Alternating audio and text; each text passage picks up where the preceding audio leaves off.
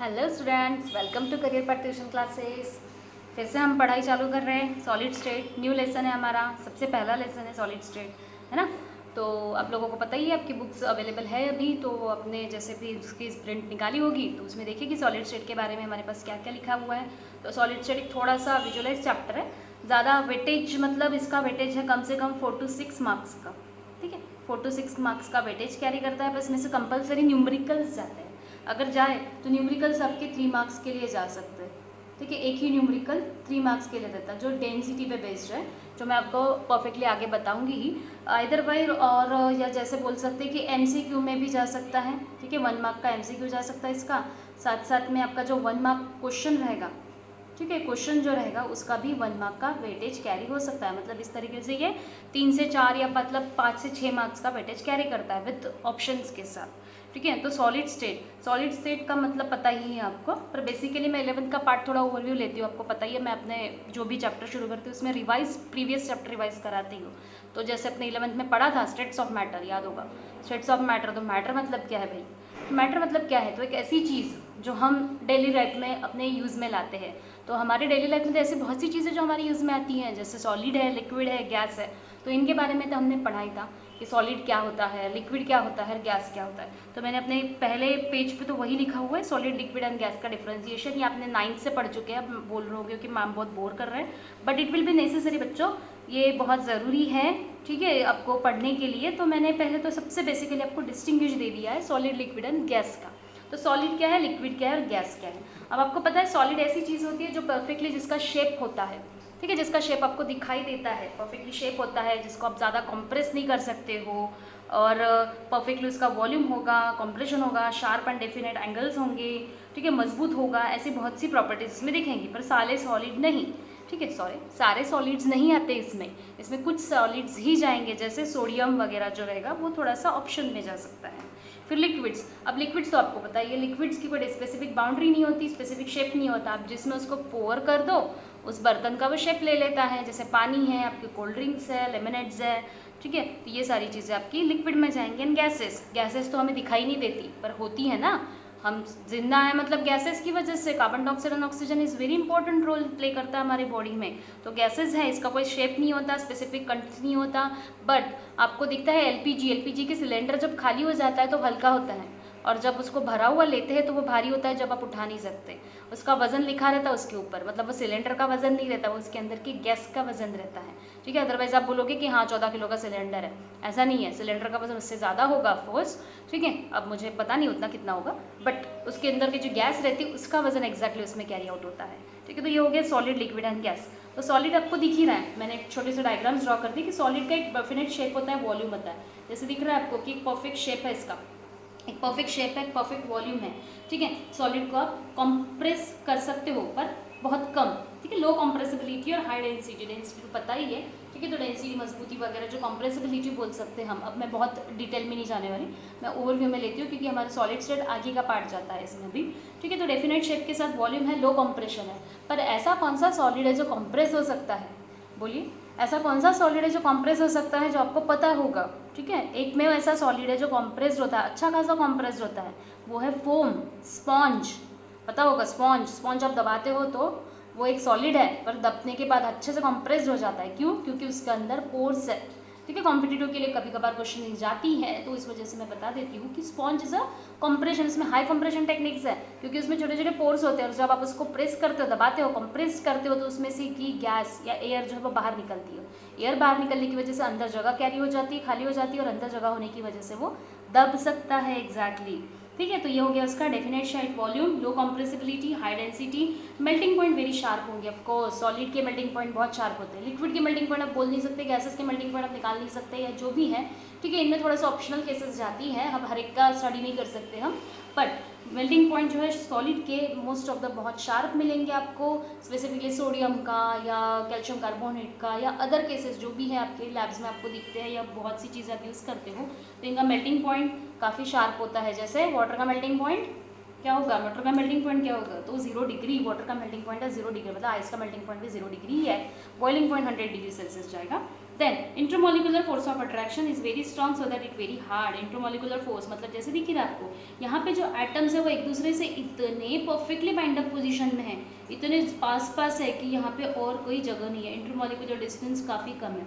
तो ये एटम्स जितने पास रहेंगे उतना वो strong force of attraction carry करते हैं। तो इंटरमोलिकुलर का मतलब होता है मॉलिकुलर मॉलिक्यूल के बीच का डिस्टेंस, जैसे ये मॉलिक्यूल और ये मॉलिक्यूल ये एक दूसरे से काफ़ी पास है, तो इन दोनों के बीच का जो डिस्टेंस रहेगा इसको कहा जाता है intermolecular distance.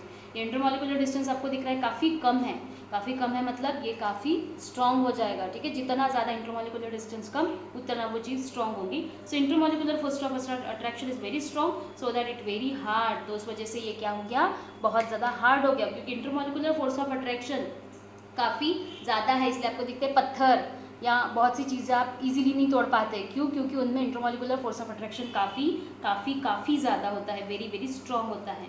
And solid maintain our shape, आपको तो पता ही है उतना, तो एटलीस्ट सॉलिड के एक परफेक्ट शेप होते हैं, ठीक है। जैसे मैंने अगर यहाँ पे कोई पेन रख दिया तो वो दिन में पेन रख दिया तो वो रात में कहीं और नहीं चला जाएगा, वो वैसे की वैसे रहेगा।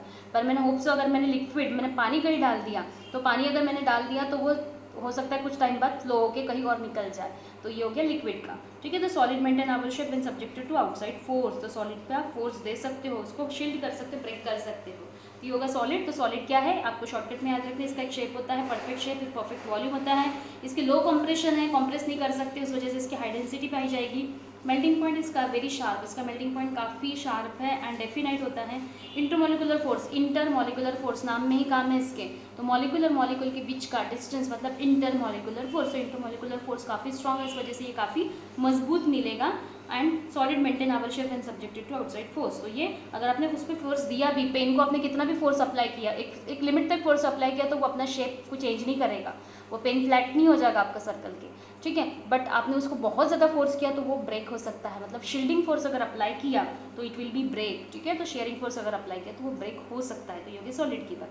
अब लिक्विड में देख रहे हो तो नो फिक्स शेप, लिक्विड का कोई शेप नहीं होता, जैसे मैंने कहा ना, मैंने अगर कोई लिक्विड यहाँ पे डाल दिया तो वो सब तक कहीं ना कहीं फ्लो हो सकता है, तो इसका कोई फिक्स वॉल्यूम होता है, ऑफकोर्स फिक्स वॉल्यूम होता है, ठीक है। इसका स्पेसिफिक वॉल्यूम होगा। They take up the shape of the container, जिस कंटेनर में मैं डाल दूंगी उसका वो शेप ले लेता है, जैसे कोल्ड ड्रिंक्स वगैरह आपको पता ही है, इसके स्पेसिफिक मेल्टिंग पॉइंट्स होते हैं, बॉइलिंग पॉइंट का पता नहीं है ज़्यादा, बट स्पेसिफिक मेल्टिंग पॉइंट्स आपको मिलेंगे। Liquid flow and change the shape so they are not rigid, ठीक है, ये फ्लो होता है, ठीक है। ये तो रिजिड मिलेगा आपको, इसमें आप एक पॉइंट ऐड कर सकते हो कि ये रिजिड है, स्ट्रॉन्ग है, मजबूत है, पर ये नॉट रिजिड है, ठीक है। उस वजह से इसको फ्लूइड कहा जाता है। कभी कभार पूछा जाता है why it is called as a fluid.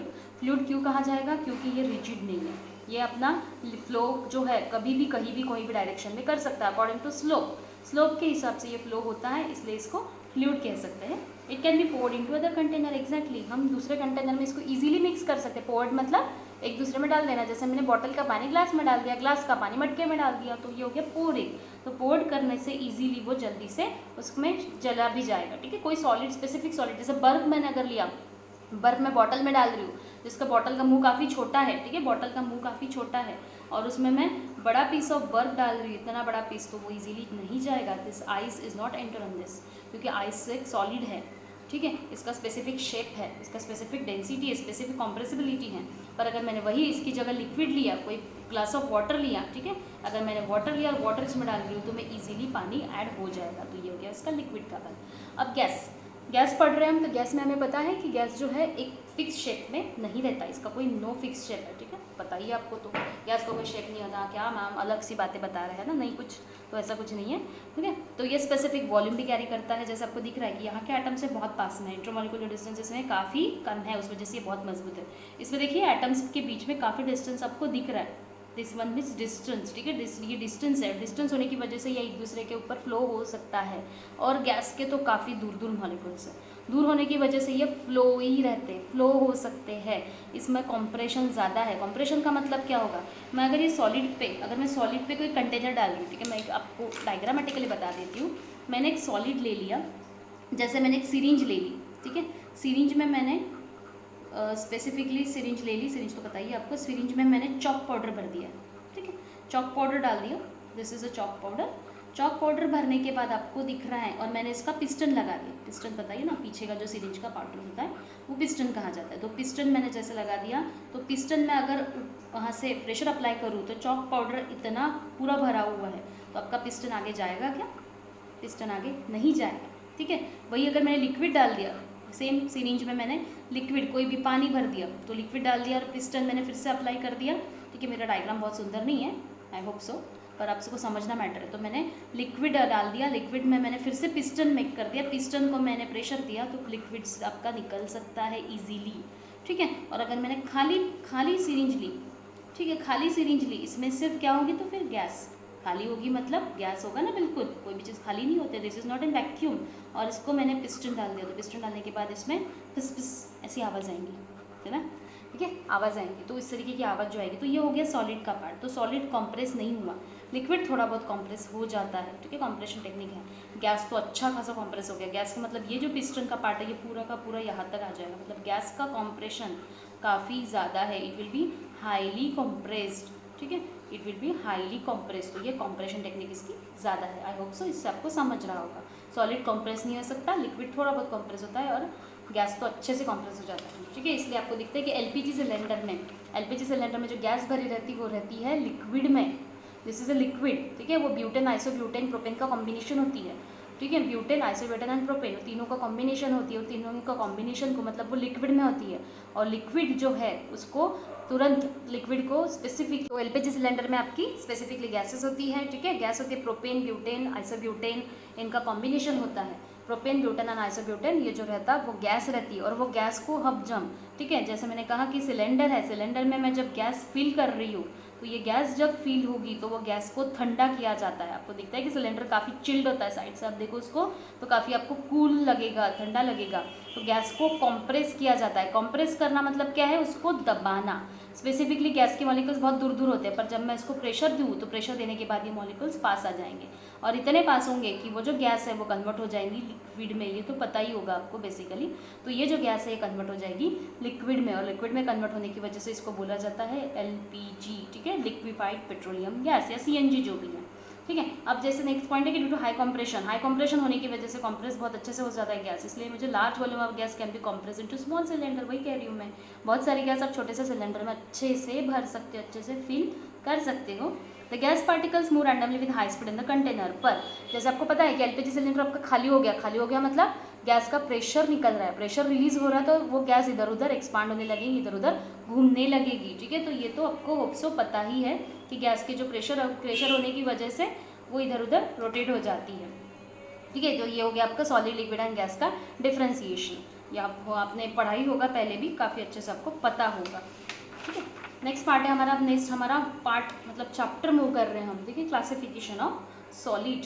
तो सॉलिड का क्लासिफिकेशन एग्जैक्टली क्या आ जाएगा। अब क्लासिफिकेशन ऑफ सॉलिड, अब जैसे आपको पता ही है कि सॉलिड अगर देखा तो किस तरीके का मिलता है आपको। तो जैसे मुझे कुछ खुरतुरे सॉलिड मिलते हैं, खुरतुरे मतलब जैसे नमक मैंने हाथ में लगाया, सोडा मैंने हाथ में लिया, तो मुझे जैसे खुरतुरा सा लगता है, रफ़ी लगता है सर्फेसेस। पर कुछ सॉलिड मैंने जैसे ली है तो मुझे बहुत ऐसे मॉइस्ट लगता है, जैसे पॉन्ड्स पाउडर जैसा, या एक स्पेसिफिकली पाउडर जैसे बोल सकते हैं, ऐसे कोई स्पेसिफिक पाउडर जो आपको एकदम से स्मूथ लगे हाथ को, इस तरीके के। तो जैसे क्लासिफिकेशन ऑफ सॉलिड किस पे बेस पे किया गया, डिपेंडिंग ऑन प्रेजेंस और absence of order of arrangement. तो ऑर्डर ऑफ अरेंजमेंट किस तरीके से है, इस पे बेस करता है आपका सॉलिड का क्लासिफिकेशन। ऑर्डर ऑफ अरेंजमेंट किस बेसिस पे कर रहा है, तो किस तरीके के पार्टिकल्स अरेंज है उसको कहा जाएगा क्लासिफिकेशन ऑफ सॉलिड। तो सबसे पहला सॉलिड जैसे मैंने कहा खुरतुरा मतलब क्रिस्टलाइन, ठीक है, this is a crystalline solid. और एकदम जैसे स्मूथ, तो उसको कहा जाएगा एमोर्फस मतलब एकदम पाउडर्ड फॉर्म में रहेगा, ठीक है। इसको आप सुपर कूल लिक्विड भी बोला जा सकता है या सूडो सॉलिड भी बोला जाता है। अब सुपर कूल लिक्विड क्यों, क्योंकि ये इस तरीके का लिक्विड है जिसको ठंडा करके बनाया जाए, मतलब ठंडा करके बनता है। जैसे ग्लास वगैरह, ग्लास आपने देखा होगा तो ग्लास का जो टेक्सचर होता है, मेल्ट होता है तब ग्लास का टेक्सचर एकदम लिक्विड वाटर फ्लो जैसा दिखता है, पर जब वो ठंडा हो जाता है तो एकदम से अपना एक शेप ले लेता है, ठीक है। पर वैसे ही आप देखना कि ग्लास जो होते हैं समर में, या आपकी विंडो पैन्स जो होती है वो थोड़ा सा सुपर कूल लिक्विड मतलब विंडो पैन आपको साइड में, जैसे विंडो पैन आपने देखी है तो विंडो पैन के कॉर्नर्स में आप देखना, तो कॉर्नर्स में आपको क्या समझ में आएगा, विंडो पैन समझ रही है ना, आपकी कांच, ठीक है, खिड़की के जो कांच होते हैं वो इसमें जो पैन लगी हुई होती है स्लाइडर्स में आजकल, आजकल तो पहले जैसे विंडो नहीं रही, स्लाइडर जो आते हैं तो स्लाइडर में आपको दिखना तो जो कोने होते हैं, कोने वाले जो कांच हैं स्पेसिफिकली वो थोड़े से थिक दिखते हैं। क्यों थिक दिखते हैं? ऊपर के तो नहीं दिखेंगे मोस्टली, पर नीचे के आपको थिक मिलेंगे, क्योंकि जो लिक्विड होता है वो थोड़ा सा, मतलब कांच जो होता है वो सुपर कूल लिक्विड होता है, कुछ दिनों बाद वो थोड़ा सा फ्लो ही होता है और ऊपर से नीचे फ्लो हो सकता है, और फ्लो होने की वजह से नीचे का जो पार्ट है वो थोड़ा सा आपको थिक मिलेगा, और इसी को कहा जाता है सुपर कूल लिक्विड या सूडो सॉलिड। सूडो मतलब झूठा मूठा, दिख तो रहा है सॉलिड पर है नहीं, ठीक है, दिख तो रहा है सॉलिड पर है नहीं। जैसे तार, ठीक है, कोल तार जिसको बोलते हैं, कोल तार मतलब जैसे डांबर, डांबर देखा होगा आप लोगों ने, बहुत से लोगों ने, ठीक है, या फिर बटर, जैसे बटर का तो स्पेसिफिक कोई शेप नहीं होता। सो अगर आपने डब्बा फ्रिज में रखा है तो वो अच्छे से ठंडा रहेगा, अगर समर है तो बाहर रखा तो वो लिक्विड फ्लो में होगा, जैसा शेप चाहिए वैसा शेप ले लेता है, दिखने में सॉलिड दिखता है पर सॉलिड है नहीं, तो उस चीज़ को कहा जाएगा एमॉर्फस सॉलिड, ठीक है। तो एमॉर्फस सॉलिड आपका the substance which do not have perfectly ordered crystalline structure, इसका स्पेसिफिक कोई स्ट्रक्चर नहीं होता, ठीक है, इसका स्पेसिफिक अरेंजमेंट नहीं होता, ये सुपर कूल लिक्विड की तरफ फ्लो ही हो जाते हैं, इसलिए इसको सुपर कूल लिक्विड या सूडो सॉलिड कहा जाता है, ठीक है। तो अमरफस सॉलिड हमारे यहाँ तक ही है, इससे आगे हमें अमरफस सॉलिड नहीं पढ़ना है, ठीक है। तो बस याद रखना कि ग्लास वगैरह किस तरीके से बनता है। तो ग्लास के बारे में आपको पता होगा कि ग्लास जो होता है, क्वार्ट्ज ग्लासेस जो होते हैं वो अलग अलग टेक्नोलॉजी से भी बनते हैं, टेक्नोलॉजीज मतलब अलग अलग कंटेंट से बनाए जाते हैं, अलग अलग मिक्सचर से बनते हैं, ठीक है। अगर ग्लास में आपका कंपोजिशन स्पेसिफिकली आपको होप सो कंपोजिशन पता होगा, क्वार्ट्ज सुना आप लोगों ने कभी? क्वार्ट्ज का ग्लास जो रोलेक्स की वॉचेस में होता है, रोलेक्स की वॉचेस बॉयज़ को स्पेसिफिकली पता होगी, रोलेक्स की वॉचेस बॉयज़ की फेवरेट होती हैं, तो रोलेक्स वॉचेस मतलब महंगी वॉचेस होती है काफ़ी, तो उसमें जो ग्लास लगा रहता है वो क्वार्ट्ज का, या आपके जो घड़ी जो रहते हैं घर के, ठीक है, वॉल वॉचेस जो होती है, ठीक है, वॉल वॉचेस में भी आपको दिखना तो कभी कभी क्वार्ट्ज लिखा रहता है, या स्पेसिफिकली ग्लासेस भी बने रहते हैं तो महंगे रहते थोड़े, तो ये क्वार्ट्ज जो चीज़ है ये स्पेसिफिकली बनता है क्वार्ट्ज ग्लास, ठीक है। क्वार्ट्ज ग्लास जो रहता है वो सिर्फ सिलिका से बनता है, सिलिकेट ऑक्साइड पत्थर देखा होगा कभी आपने, चमक शाइनिंग वाला जो पत्थर होता है, ठीक है, तो वो सिलिकेट ऑक्साइड से बनता है। और जैसे बाकी जो ग्लासेस होते हैं, जैसे आपको विंडो पैंस के वगैरह वगैरह जो ग्लासेस मिलेंगे, तो इसमें अलग अलग ग्लासेस में आपको दिखेगा सिलिकेट ऑक्साइड तो होता ही है, ठीक है, ये सिर्फ क्वार्ट्ज का ग्लास है। और अदर ग्लासेस अगर आपने देखी तो अदर ग्लासेस में आपको क्या क्या मिलेगा, स्पेसिफिकली मिल सकता है सोडियम ऑक्साइड, ठीक है, Na2O मिल सकता है, फिर बोरॉन ट्राइऑक्साइड मिल सकता है, और साथ साथ में सिलिकेट ऑक्साइड तो रहेगा ही, सिलिकेट ऑक्साइड तो दोनों में कॉमन है, सिर्फ अलग क्या रहेगा Na2O3 और B2O3। और अभी आपको दिख रहा है कि विंडो पैंस जो होती है वो कलरफुल होती है, मतलब हल्का सा आपको ब्लूइश कलर मिलता है, ग्रीनिश कलर मिलता है, रेडिश कलर मिलता है, तो इसमें क्या डालते होंगे उसके लिए, तो उसमें डाला जाता है transition compounds, D block elements के ट्रांजिशन कंपाउंड्स। ट्रांजिशन कंपाउंड डालने से क्या होगा कि वो कलर बियरिंग देते हैं, हल्के हल्के ट्रांजिशन कंपाउंड डालने से, जैसे डी ब्लॉक एलिमेंट्स अगर डाल दिए हमने तो उसमें क्या होगा कि वो थोड़े थोड़े कलर्स देते हैं, और कलर जैसे आपको रेडिश कलर चाहिए तो आप बॉक्साइड डाल सकते हैं, ठीक है, स्पेसिफिकली ब्लूइश चाहिए तो आपको कॉपर डाल सकते हैं, तो इस तरीके के जो कंटेंट है तो उस तरीके के कंटेंट ऐड करने से आपको स्लाइसली जो कलर्स है, कांच के जो कलर्स है, ग्लास के जो कलर्स है वो अलग अलग फॉर्म के मिलेंगे, ठीक है।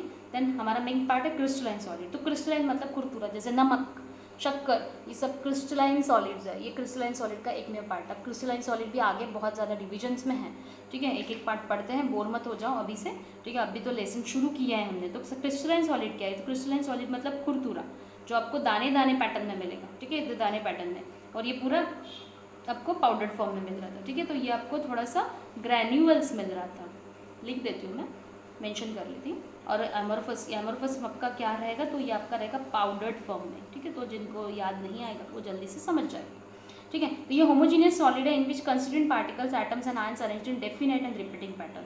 तो जैसे मैंने अगर मैंने एक NaCl का दाना उठाया और माइक्रोस्कोप में देखा तो मुझे कुछ इस तरीके से उसका क्यूबिक स्ट्रक्चर मिलेगा। कभी ट्राई करना माइक्रोस्कोप में NaCl का स्ट्रक्चर, पर हाँ हमारे सिंपल माइक्रोस्कोप में नहीं दिखेगा ये, तो ये आपके लिए थोड़ा सा इलेक्ट्रॉनिक माइक्रोस्कोप लगते हैं इसके लिए। तो ये होमोजीनियस का मतलब सेम तरीके का सॉलिड है, जिसमें पार्टिकल्स, एटम्स और आयंस से रिपीटेड पैटर्न में अरेंज रहेंगे। मतलब अगर यहाँ पे सोडियम है तो यहाँ पे क्लोरीन रहेगा, फिर से सोडियम रहेगा, फिर से क्लोरीन रहेगा, तो इस तरीके से अल्टरनेट पैटर्न में ये अरेंज रहेंगे, जिसको कहा जाता है क्रिस्टलाइन सॉलिड। अब एग्जाम्पल आप NaCl याद रखो बेसिकली, ठीक है, नमक याद रखो, तो इसमें डेफिनेट और रिपीटिंग पैटर्न में आपके अरेंजमेंट रहेंगे, इसलिए इसको क्रिस्टलाइन सॉलिड कहा जाता है। अब क्रिस्टलाइन सॉलिड आपके दो पार्ट में अगेन डिवाइड होता है, एक तो आइसोमॉर्फस सॉलिड और एक तो पॉलीमॉर्फस। अब आइसो का मतलब ही होगा सेम, ठीक है, नाम में एक काम फिर से, आइसो मतलब सेम और पॉली मतलब बहुत सारे अलग अलग हो सकते हैं। तो आइसोमॉर्फस सॉलिड का मतलब क्या होगा कि टू और more solid having same crystal structure, ऐसे कुछ क्रिस्टल्स है, ठीक है, दो या दो से ज़्यादा, जो सेम तरीके की प्रॉपर्टीज या सेम तरीके के स्ट्रक्चर दिखाते हैं। जैसे NaCl तो मैंने कहा ही क्यूबिक अरेंजमेंट दिखाता है, पर KCl भी उसी तरीके से दिखता है। तो NaCl जैसे दिखेगा एग्जैक्टली KCl भी वैसे दिखेगा, सिर्फ Na की जगह क्या होगा तो वहाँ पे K होगा, दैट्स इट। ठीक है, तो यहाँ पे जैसे Na मेंशन है, यहाँ पे K मेंशन है, Cl तो कॉमन है। तो जैसे उन्होंने कहा क्या है कि दो या दो से ज़्यादा सॉलिड जो है सेम क्रिस्टल दिखा सकते हैं। तो NaCl या KCl एक एग्जाम्पल आप याद रखो, बेसिकली ज़रूरी है, एक एक एग्जाम्पल करो, बहुत सारे एग्जाम्पल कन्फ्यूजन क्रिएट करता है, उस वजह से बेसिकली जो है अच्छे से पढ़ो, पर एक ही पार्ट पढ़ो, पर बहुत अच्छे से पढ़ो, मतलब आपको कभी भी वो याद आ जाए। तो आइसोमॉर्फस सॉलिड का मतलब क्या होगा आपका कि जिसकी प्रॉपर्टीज आइडेंटिकल रहेंगी। ठीक है, जिसकी प्रॉपर्टीज आपकी आइडेंटिकल रहेंगे, जो सॉलिड है जिसका सेम क्रिस्टल स्ट्रक्चर है। सेम क्रिस्टल स्ट्रक्चर है मतलब इसके जो दोनों स्ट्रक्चर्स दिखेंगे आपको सिमिलर दिखेंगे। वही पॉलीमॉर्फस का मतलब क्या होगा कि पॉलीमॉर्फस में single substance that crystallize into 2 और more forms under different condition is called polymorphous. अब पॉलीमॉर्फस जो होता है मतलब एक ही स्ट्रक्चर है, जैसे मैंने कहा कि एक ही सल्फर समझ लो, सल्फर है 16 नंबर है ना, 16 नंबर है ना सल्फर, तो सल्फर जो है 16 नंबर पर है, उसके अलग अलग दो स्ट्रक्चर्स दिखते हैं, एक तो रोम्बिक सल्फर और एक मोनोक्लिनिक सल्फर। अब ये मैं आपको शेप में दिखा नहीं सकती हूँ, ये आपके पी ब्लॉक एलिमेंट्स का पार्ट जाएगा। ठीक है, और अगर आपको देखना ही है तो आप थोड़ा सा गूगल पे सर्च कीजिए कि रोम्बिक सल्फर और मोनोक्लिनिक सल्फर, तो ये दोनों एक ही है, सल्फर का ही पार्ट है, मतलब जैसे हम बोल सकते हैं कि isotopes is nothing like that. ठीक है, तो इसके आइसोटोप्स जैसा ही पार्ट है। तो रोम्बिक सल्फर और मोनोक्लिनिक सल्फर तो एक ही सल्फर के दो अलग अलग पार्ट है, और यहाँ पे आइसो मतलब दो अलग अलग स्ट्रक्चर है पर सिमिलर। ठीक है, दो अलग अलग स्ट्रक्चर्स है, दो अलग अलग एटम्स है, ठीक है, पर इसके स्ट्रक्चर काफ़ी सिमिलर है, समझ रहा है। तो यहाँ पे आपको दिख रहा है कि दो या दो से ज़्यादा सॉलिड्स है जिसके स्ट्रक्चर सिमिलर है, और यहाँ पे एक ही सॉलिड है जिसके स्ट्रक्चर्स अलग अलग है। ठीक है, तो ये हो गया आपका क्लासिफिकेशन। मैं अगेन रिपीट कर रही हूँ क्लासिफिकेशन, जिन जो नोट्स बना रहे हैं वो एटलीस्ट ये लिख लीजिए। क्लासिफिकेशन आपका डिवाइड करता है क्रिस्टलाइन और एमॉर्फस में।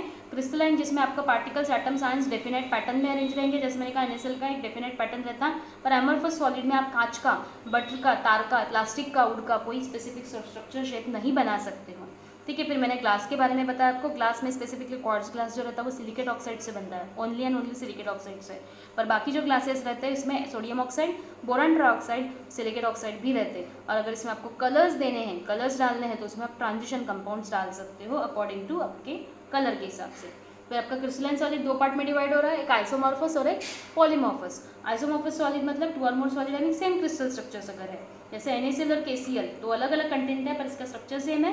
पॉलीमॉर्फस इसमें आपको दिख रहा है कि सल्फर ही है, ठीक है, पर रोम्बिक सल्फर मोनोक्लिनिक दो अलग अलग शेप देता है।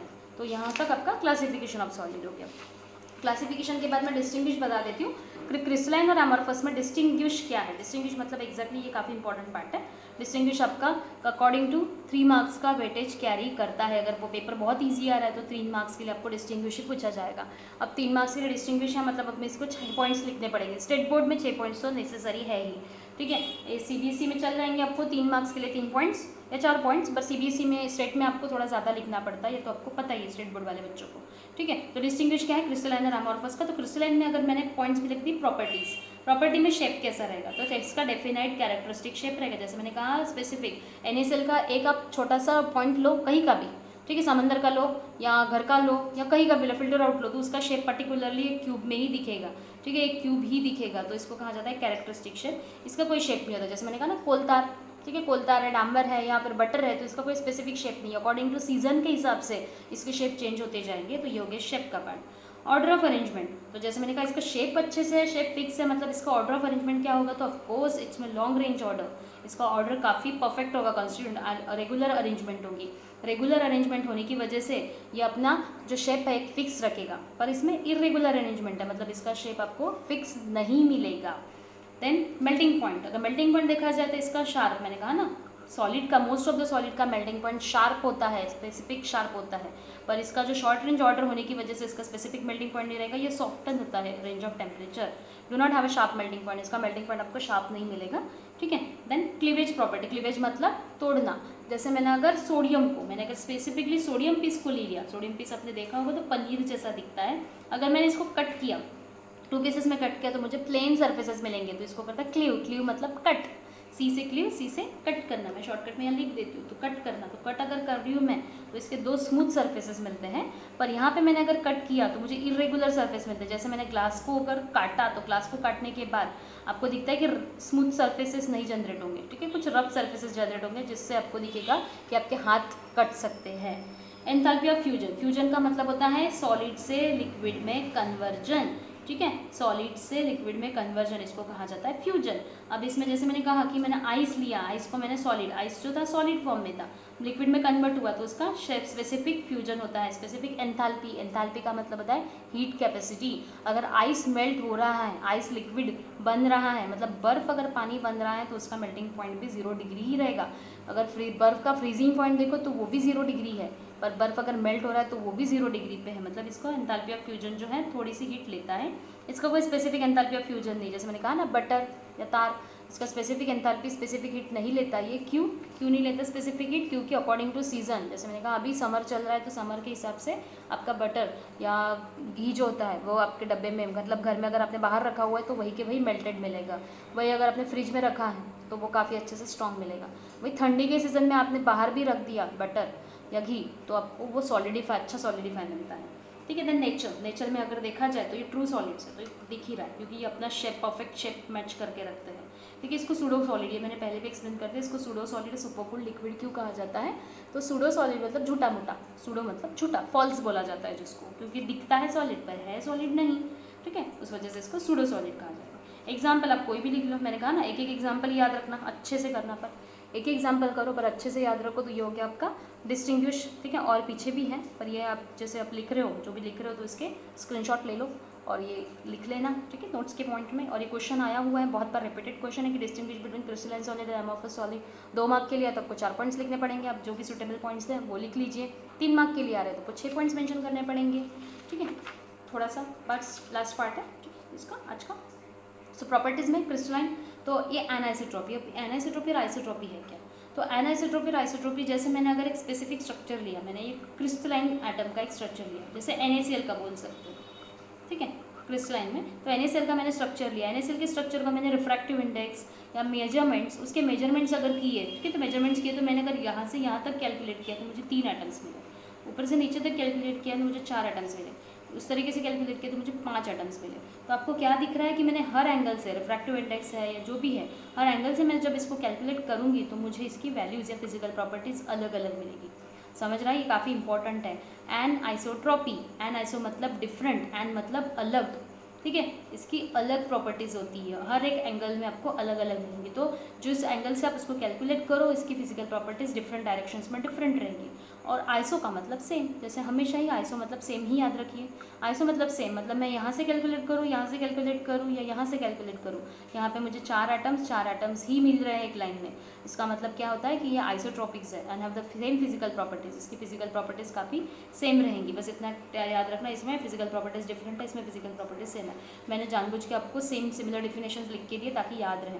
यहाँ पे आपको सिर्फ डिफरेंट लिखना है क्रिस्टलाइन में, यहाँ पे आपको सेम लिखना है। तो जैसे मैं किसी भी एंगल से यहाँ पे कैलकुलेट करूँ तो यहाँ पे मुझे नंबर ऑफ एटम्स अलग अलग मिल रहे हैं, और यहाँ पे मैं किसी भी एंगल से कैलकुलेट करूँ तो यहाँ पे नंबर ऑफ एटम्स मुझे सेम मिल रहे हैं। अब इसके रीजंस क्या है, तो यहाँ पे दिख रहा है कि different composition and different directions में crystalline solid measurement gives different values of physical properties. यहाँ पे फिजिकल प्रॉपर्टीज़ की वैल्यूज अलग अलग है, वहीं यहाँ पे आप फिजिकल आइडेंटिकल रहेंगे, ठीक है, फिजिकल प्रॉपर्टीज आपके आइडेंटिकल रहेंगी। सिमिलर थिंग्स है, ये लिखो, तो इसको कहा जाता है एन आइसोट्रॉपी। कभी कभी आपको 2 मार्क के लिए स्पेसिफिकली ये भी पूछा जा सकता है, 1 मार्क के लिए वगैरह, ठीक है। और ये रहेगा आइसोट्रॉपी, तो आपको याद कैसे रखना है इसके नाम से, एन आइसोट्रॉपी मतलब अलग अलग, एन मतलब अलग, आइसो मतलब सेम। तो एन आइसोट्रॉपी किस में मिलेगा, तो क्रिस्टलाइन में, जिसमें आपको नंबर ऑफ एटम्स अलग अलग मिलेंगे।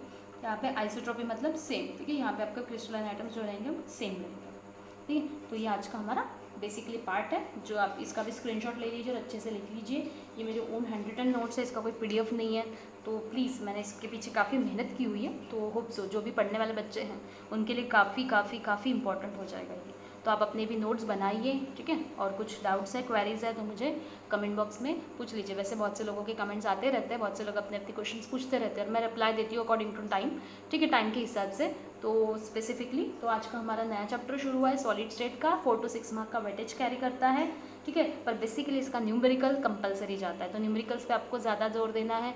लॉगरिथम वगैरह जो आता है, लॉग बुक वगैरह आता होगा या नहीं आता होगा तो आप पढ़ना चालू कर दीजिए, क्योंकि नेसेसरी इसके न्यूमेरिकल्स आपको कन्फर्मली करने हैं। तो मैं इसका शॉर्टकट रिवाइज करा देती हूँ, ठीक है। नेक्स्ट क्लास में वैसे भी करा दूँगी। तो होप सो आप लोगों को आज का टॉपिक समझ गया होगा, ठीक है। तो मेरा जो चैनल है उसके सब्सक्राइब कीजिए, लाइक कीजिए, शेयर कीजिए वीडियोस और पढ़ाई कीजिए। Best of luck.